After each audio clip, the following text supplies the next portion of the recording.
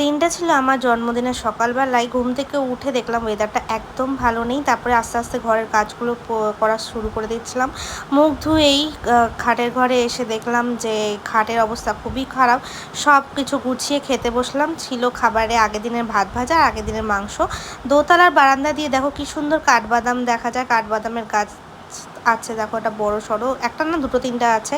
তারপরে এঞ্জেলকে খাইয়ে নিজে স্নান করে এসেই দেখলাম যে যেই খাবারগুলো আমরা অর্ডার দিয়েছিলাম চলে এসেছে। ছিল মেনুতে ফ্রাইড রাইস, তারপরে ছিল মটন কষা, চাটনি, পাঁপড়, মাছের ঝোল।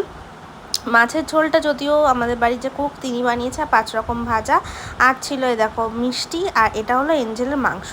তারপরে বাবা এখানে আমাকে আশীর্বাদ করছিল, করে বাবাকে একটুখানি প্রণাম করলাম।